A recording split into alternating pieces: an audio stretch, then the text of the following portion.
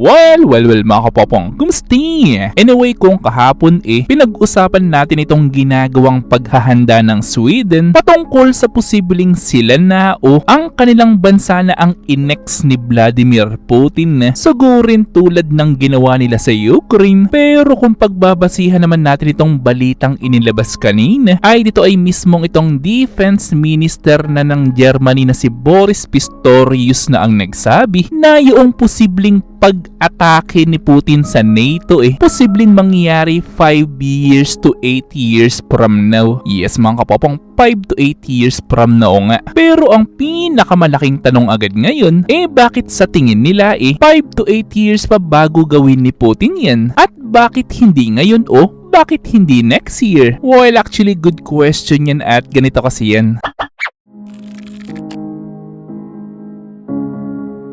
Alam niyo naman siguro na kapag naririnig niyo pa lang ang patungkol sa military ng Germany, ay paniguradong may idea naman kayo kung gaano kalakas hindi lang ang mga military equipment meron sila, kundi ang mismong intelligence group meron ang Germany. Well, tandaan nyo, kung ang isang bansa maraming armas, pero kung yung bansa naman na yan mahina ang intelligence group, ay totoong kayang-kaya sila matalo kahit ng isang maliit pa na bansa kung hindi naman nagfa-function o mahina ang kanilang intelligence group. Yes mga kapopong, ganyan nga kahalaga ang isang intelligence group. Most especially katulad sa kung gaano katindi ang intelligence group meron ang Germany. Pero bakit kaya nilang nasabing 5 to 8 years from now posibleng suguri na ng Russia ang alliance ng NATO? Hindi ba natatakot si Putin sa rami ng miyembro ng NATO? O may binabalak lang siyang ikakagulat talaga ng mundo? Well, nabalitaan niyo ba yung balita noong nakaraang linggo na ang ilang missiles ng North Korea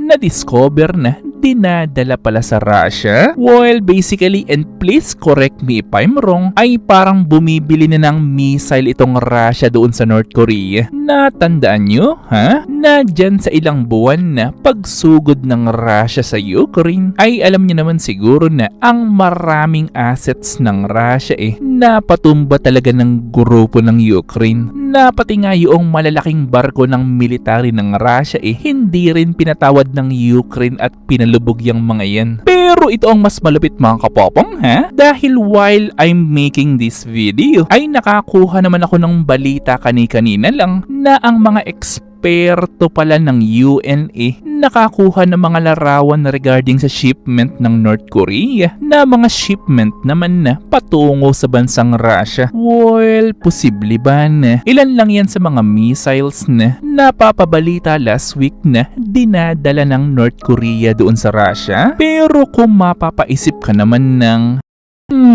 Teacher Popong, posible kayang mga armas yan na mayroong nuclear technology? Well, actually good question yan at ngayon pa lang ay sasabihin ko na sa inyo na para sa aking palagay mukhang hindi naman mga armas na mayroong nuclear technology yan. Paano ko nasabi? Well, actually ganito yan at please makinig ka mabuti, Alam niyo naman siguro na ang malaking porsyento ng mga missiles o armas na ginamit ng Russia sa Ukraine mga non-nuclear type na mga armas. Pero alam niyo ba kung ilang armas na mayroong nuclear technology naman meron ang Russia ngayon? Well, 10 ba yan? Nope, hindi. So yan ba ay 100? Nope, hindi rin. Yan ba ay 500? Nope, hindi rin. Dahil kung pagbabasihan natin ang bilang ng mga eksperto patungkol sa armas na mayroong nuclear technology meron ang Russia, ay dito ay tumataginting pala na more than 5,800. Yes mga kapopong, more than 5,800.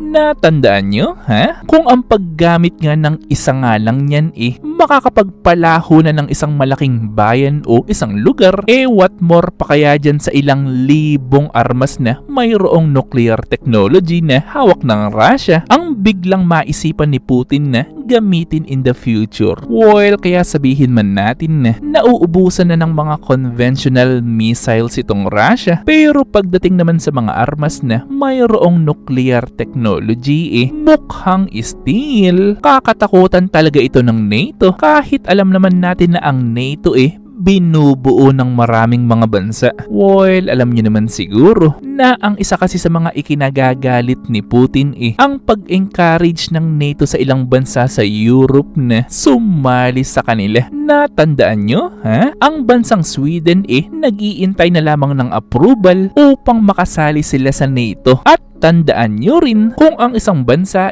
still hindi pa miyembro ng NATO at kung sugurin man yan ng Russia ay totoong hindi pwedeng sumali ang NATO dyan sa gulo na yan na ang tanging pwede lang na tulong na gawin nila ang pagbibigay o pagpapahiram ng armas. Yes mga kapapong, tulad nga sa nangyayari sa Ukraine. And please correct me if I'm wrong na lang dyan, ha? Pero ang tanong ko naman sa inyo ngayon ay sa tingin nyo ba na itong pananakot ni Putin sa grupo ng NATO ay posible kaya na magkatotoo talaga in the future? O ito ba na ginagawa niya isang literal na pananakot lang talaga na pananakot na hindi naman talaga mangyayari? Well, syempre gusto kong malaman ang inyong mga opinion, so i-comment lang yan sa baba. Ito ay aking babasahin ng personal at pupusuan. At syempre kung may nalaman o natutunan ka sa video mo, mag-subscribe ka naman. At nandito na yung inyong mga shoutouts. At kayo rin mga kapopong, kung gusto nyo rin magpa-shoutout o mag-request ng video ay i-comment lang yan sa baba. At muli ito yung Teacher Popong na nagsasabing, Te Amo!